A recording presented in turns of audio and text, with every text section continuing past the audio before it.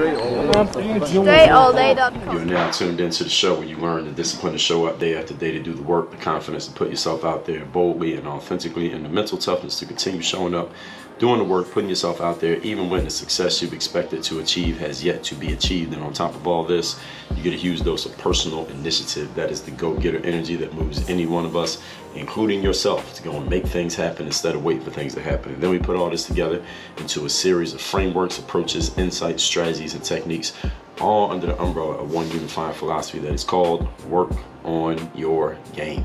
My name is Dre Baldwin, also known as Dre All Day, and welcome to the show.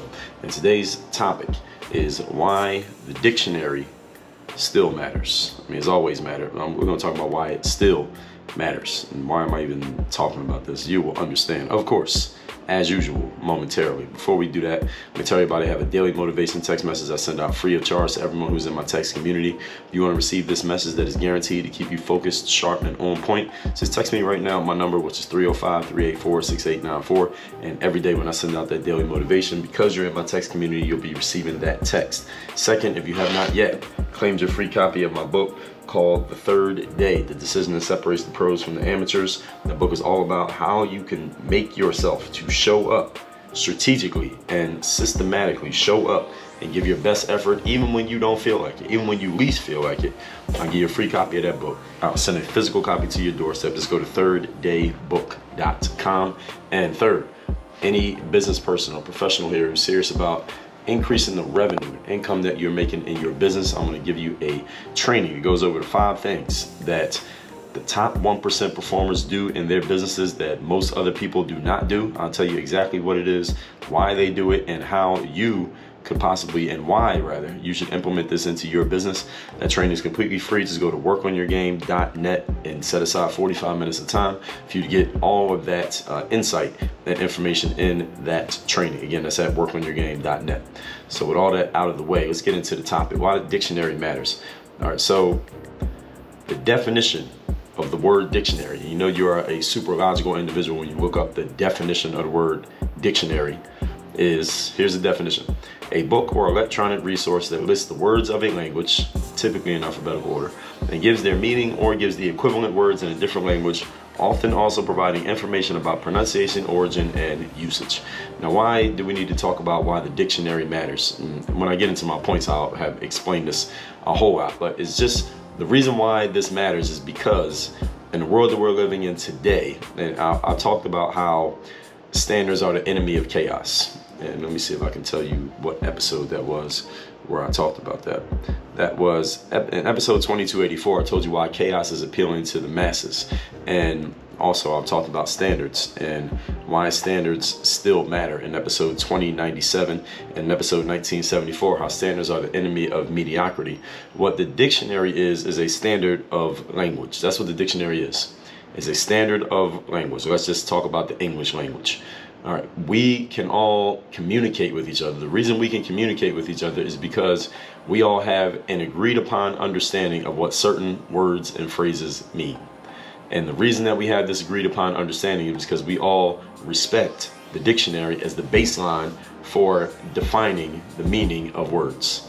If we didn't have a dictionary that was an accepted baseline as to what each word means, then you and I would not be able to communicate with each other, because I could use a word like, let's say, airplane, and when I say airplane, you get a certain picture in your mind, because we all have agreed that airplane means whatever picture you have in your mind. It's probably the same picture I have in my mind. But if there was no dictionary, or if we decide to disregard the dictionary and say, you know what, I don't like the definitions in the dictionary, no, I'm just coming up with my own definitions for a dictionary. So when somebody said airplane, instead of picturing that plane that people get on and that tube that shoots through the air and it flies you from Portland to San Francisco or from Chicago to Dallas, instead of seeing that, you decided, you know what, I'm going to disregard what the dictionary says, and when someone says airplane, I'm going to picture what we all now know as a washing machine. You want to picture a washing machine while somebody else is picturing an airplane. How could you and that person have a conversation?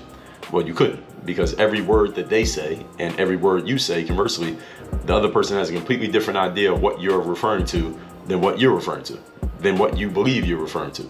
And you two could never communicate. It'd be like if you're talking to someone who doesn't speak English and you don't speak Chinese, they speak Chinese only, you speak English only. Could you really communicate with that person? Not too well, simply because you two are not operating by the same dictionary. All right, their words and your words are completely different.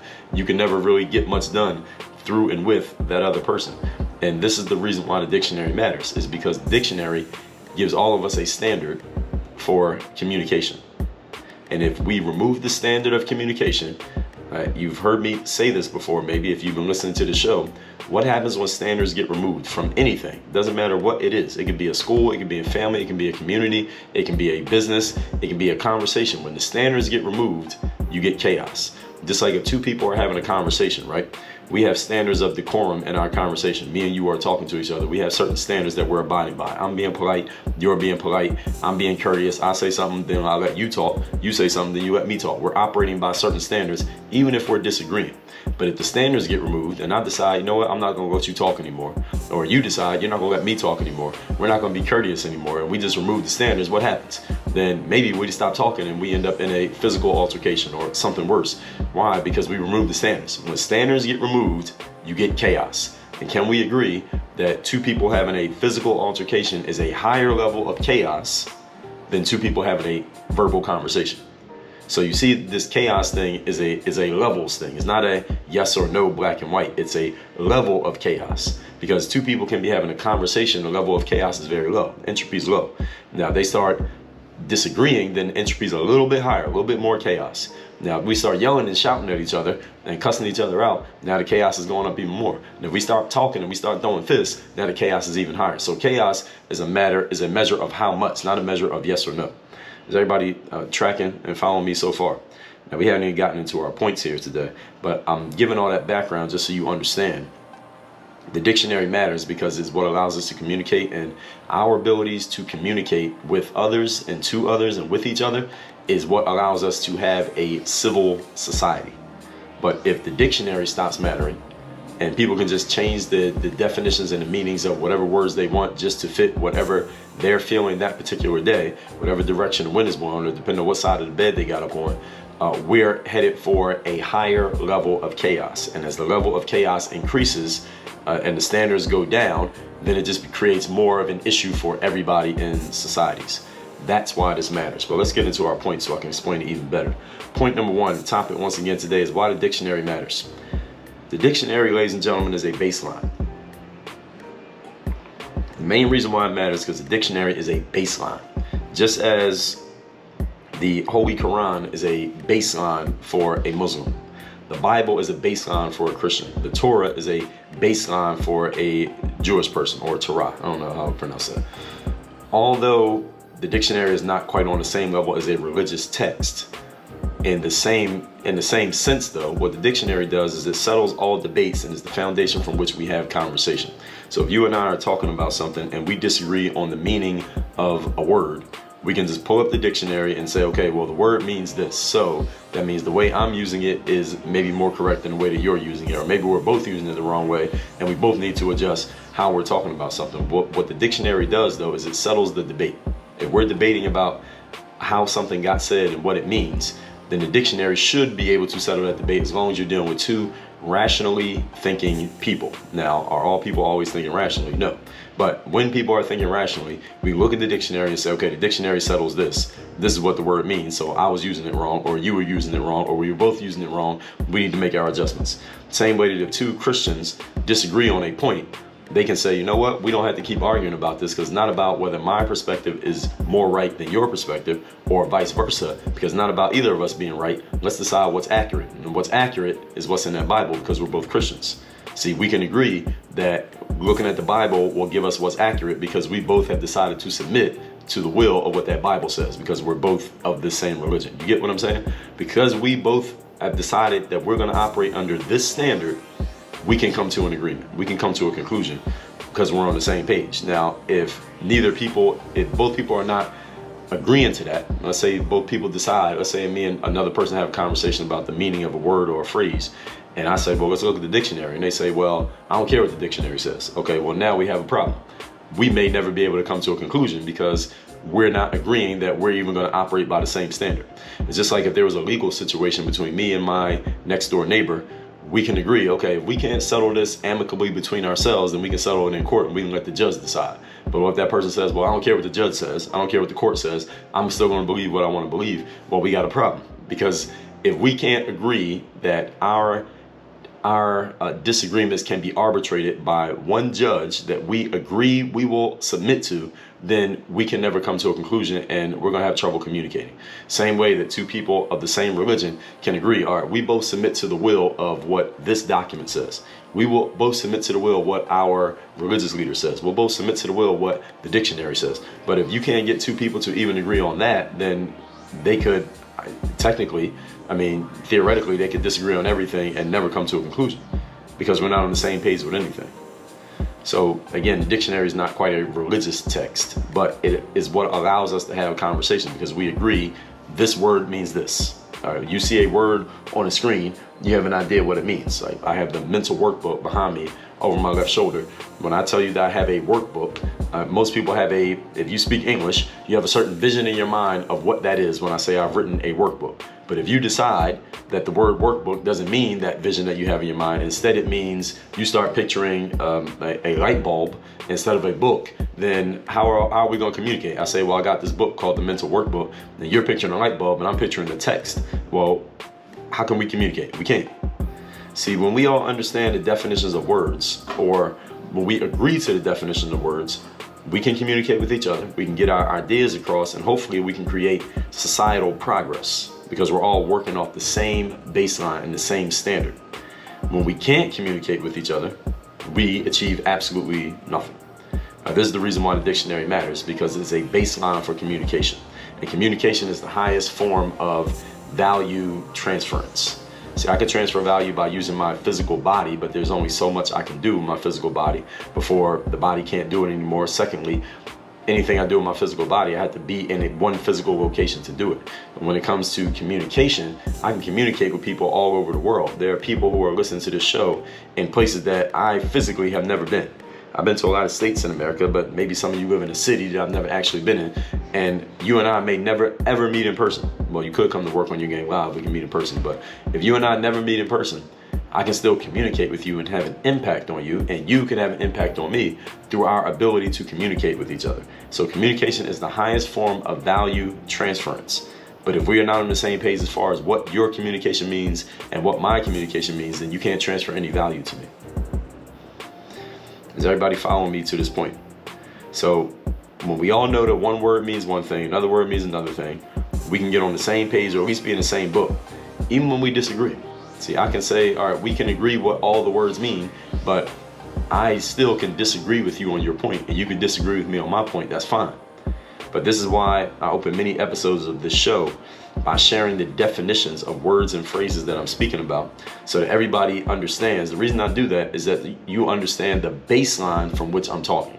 I define the word so that you know what I'm talking about, because sometimes I may use a phrase like focus or concentration or chaos or mindset or mental toughness. I might use a phrase and you might have a different idea of what that word means or that phrase means than what I have. I always lay out the definition so that you understand where I'm coming from. All right, so you understand why I'm saying what I'm saying. Because if we can't even agree on what the word means, or you don't understand what I'm talking about when I say what the word means, that's when confusion comes in. That's a breakdown. Confusion is simply a breakdown in communication.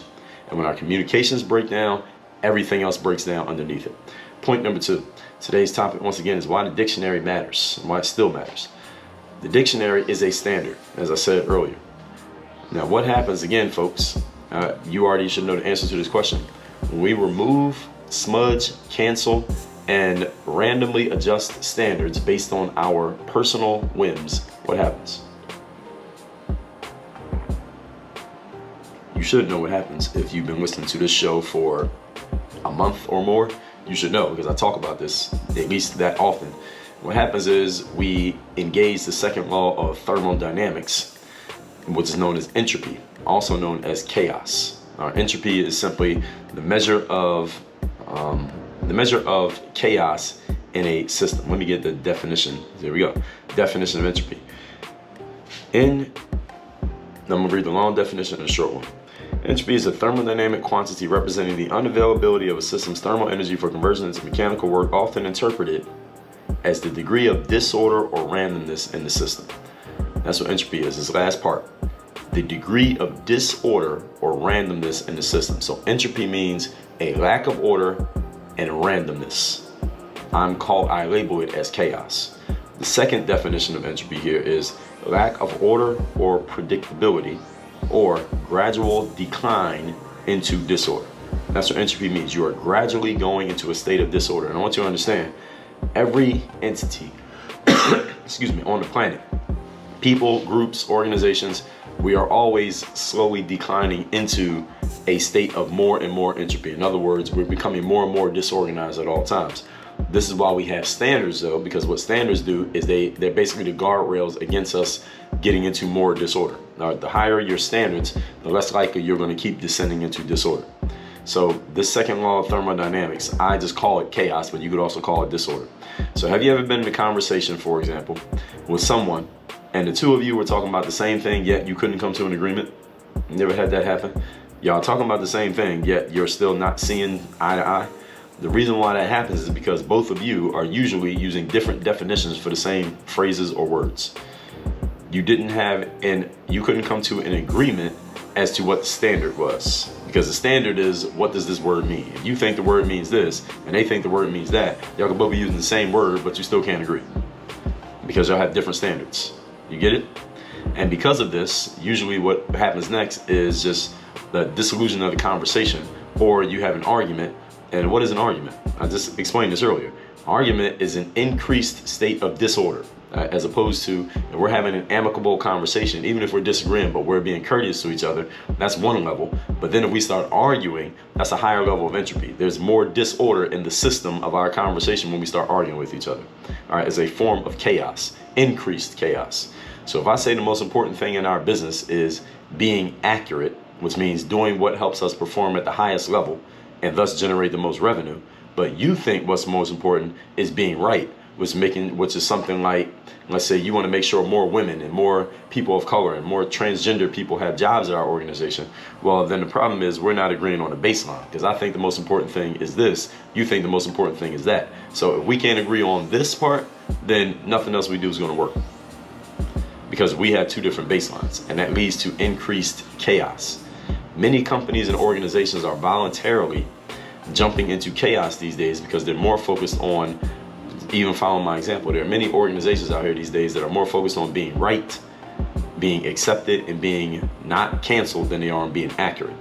That knowing the business world as I know it, the most important thing every business does is generate revenue. That's the most important thing a business does, generate revenue. Now, in the process of generating revenue, if you can also do some of that's the accurate thing, is generating revenue. Right? That's what business is you're generating revenue, making money.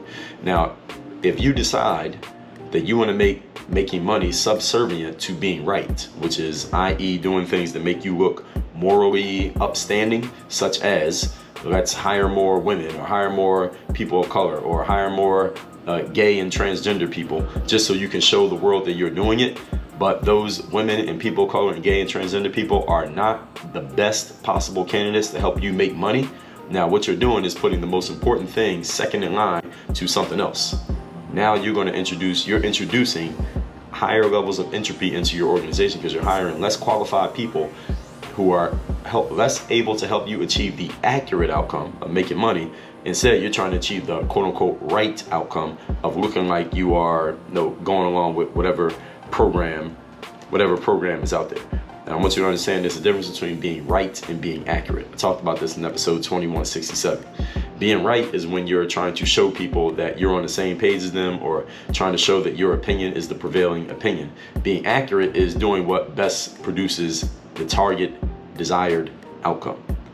And those are two different things, because see, there are times when I have a certain opinion about how things are going to go, and that's my rightness. My opinion is what I think I'm right about. But if what's accurate goes against my opinion completely, is the exact opposite of my opinion, the question is, which one will I pick? Will I ride with my opinion, which is helping serve my ego and make me feel like I'm right, or will I ride with what's accurate, which actually produces the outcome? If I'm smart, I'm going to go with what's accurate, which means putting my ego and my opinion to the side. So I saw the NHL, the National Hockey League, they did a study, an independent study that they hired some consulting firm to do. And the firm concluded that the NHL needs more women and people of color working in the front offices of the organizations or the NHL as a league. And it was very interesting to me because I don't know too many black people or women who are pining for a job working in the National Hockey League. And so, but the NHL came out and they self-reported that they need to do more of this. They're going to hire more women and more people of color to work in the NHL. Now, it doesn't mean that these women and people of color can't be good employees and help the NHL move forward. The problem is, here's the problem with this, is that if these people are not the best at helping the actual league move forward and make more money and do more business, then the NHL is shooting itself in the foot trying to be right rather than being accurate. This is where people hurt themselves in business, when they don't even understand what business they're actually in. Or they do know what business they're in, but they're getting distracted by focusing on the wrong things. So this is how many businesses actually kill themselves, and many people as well, trying to prove a point rather than focusing on what's accurate and what actually works. So many companies and organizations are doing this to themselves right now. Sometimes you can do both. You can be right and be accurate at the same time. I mean, you prove your opinion correct, and at the same time you're doing what best serves the business. Most of the time these are mutually exclusive. Most of the time there's a conflict between your personal opinion and what actually helps the organization move forward. Usually there's a conflict between those two. So the question is, can you put your ego aside to actually do what serves the success of the organization? And many people's egos these days are driven by proving how woke you are and how much you are attuned to social issues, quote unquote, whatever the hell that means. In episode 1523, I talked about checking your ego at the door. In episode 1353, I talked about prioritizing success over ego. When you're trying to be right, you are talking about your ego. When you're trying to be accurate, you're talking about what will create success. And again, oftentimes they are in conflict. So which one matters more to you? Every business has to make a decision. So when the NHL came out with this initiative to get more women and more people of color working in their front offices, my first thought was why? Why does it matter? The NHL's been around for a long time. Why all of a sudden do they need women and people of color working there? I mean, is there some study that came out that said having women working in the hockey league will make the hockey league do more business? I never heard of that. If there is, somebody show me how that's possible. Show me the data that proves this. So the NHL right now is trying to be right. All right, they're trying to serve their ego by showing everyone how woke they are and how on the right side of history they will be because they're going to hire women and people of color. The problem is hiring women and people of color, is that going to help the NHL do more business? And the answer is not a definitive yes. Why are you doing this? If you can't answer the question, then you shouldn't be doing it. Everybody who's listening to me right now, I got a diverse audience. How many black people and women do you know who are interested in working in the hockey industry? Let me take a sip of water while you think about it. How many can you name? How many black people do you know and women do you know, like, man, I wish I could get a job working in the hockey industry? All right, and the answer for most of you is probably not many. And guess what? That's okay. Everybody ain't got to have every job.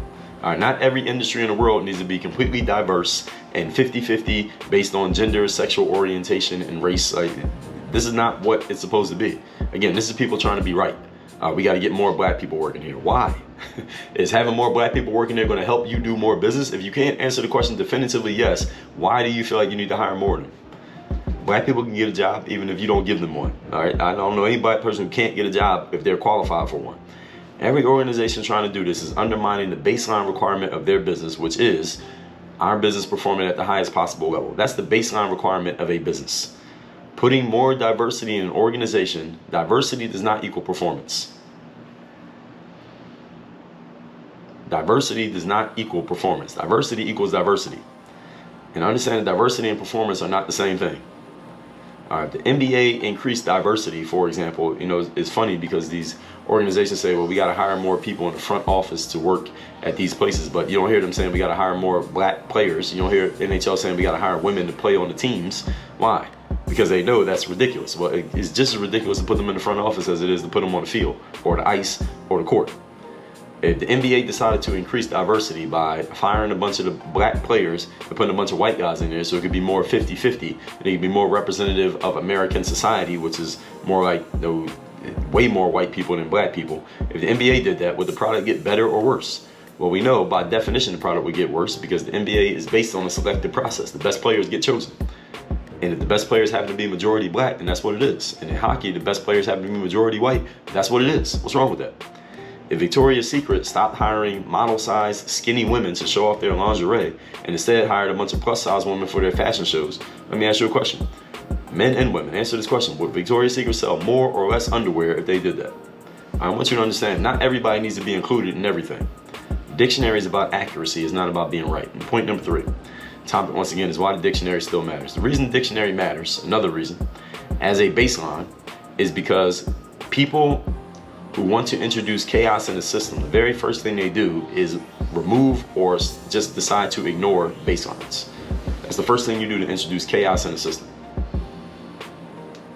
If you want to introduce chaos at your job, just stop following the rules or decide that the rules don't matter anymore. And if there are no more rules, then people just start acting crazy simply because there are no rules holding them in place. There are no standards. There are no guardrails. So for example, the dictionary definition of racism is the belief that race accounts for differences in human character or ability and that a particular race is superior to others. That's a quote. That's the dictionary definition of it.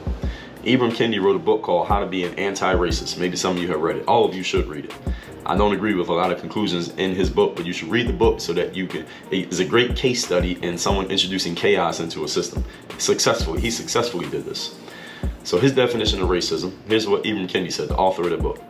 He said the definition of racism is anything that leads to an unequal outcome between people of different races. Do you notice that his definition is completely, it has no reference whatsoever to what's in the dictionary? He just made up his own definition of racism. And a whole bunch of people bought this hook, line, and sinker. His definition leaves the door open for anyone to call anything racist. You call anything racist. If there's disparity in the outcomes between this group and this group, then we can call it racist. That's basically what he did in writing this book. That's not basically what he did, that's literally what he did. And a bunch of people bought into this. So look around, what do you see happening these days?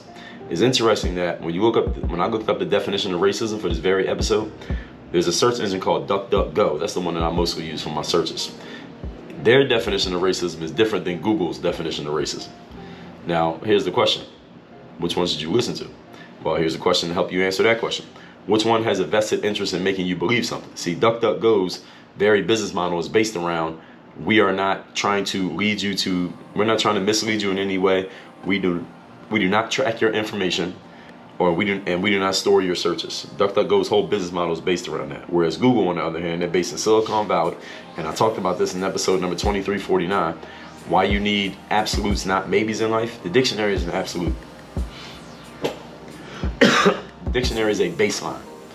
Google, like many companies in Silicon Valley, alters their baselines based on what is expedient for them in the moment. They leave room for negotiation. They leave room to change definitions as they see fit based on, again, what works for them in the moment. DuckDuckGo, their whole business model is based around the fact that we don't do that. They're explicit about it. See, the dictionary does not leave room for negotiation.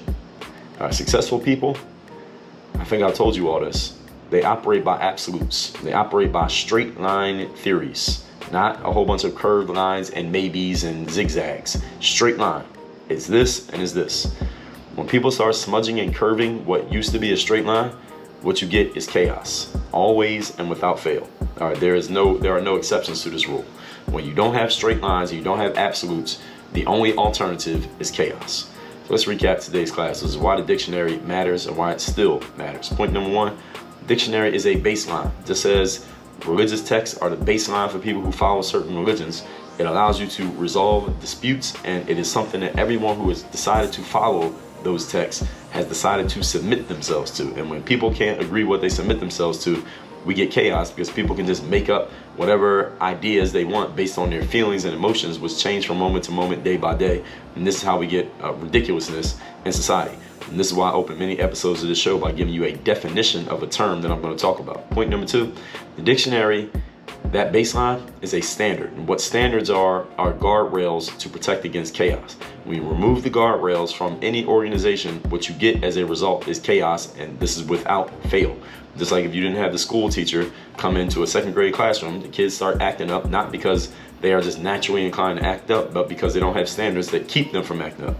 Actually, you could say they're naturally inclined to it. Adults are as well, because entropy, this law in thermodynamics says that every entity is always moving towards a state of higher and higher chaos. So the most important thing in our business is being accurate, not in being right. Being right is your ego. Being accurate is what serves the ultimate outcome that you are trying to get to. Which one matters more to you? You should have an answer to this question. Number 3, the reason the dictionary matters as a baseline is because people who want to introduce chaos into a system, the first thing they do is remove or completely ignore baselines. Like, people change the definition of what racism means to expand it so that they could pretty much call anyone anything racist, and people actually bought into this because the masses are, again, chaos is appealing to the masses. I did a whole episode on this and explained it to you. So in episode 2349, I told you why you need absolutes and not maybes in life. The most successful people operate by absolutes and straight lines, not curves and smudges. And when you have curves and smudges instead of absolutes, you get chaos, always and without fail. So text me to get my daily motivation straight to your phone. My number is 305-384-6894. And go to workonyourgame.net, get access to my free 45-minute training. 5 things the top 1% performers are doing in their business that you are not doing. Training is completely free. Just set aside 45 minutes. That's at workonyourgame.net. Work on your game. Dre all day.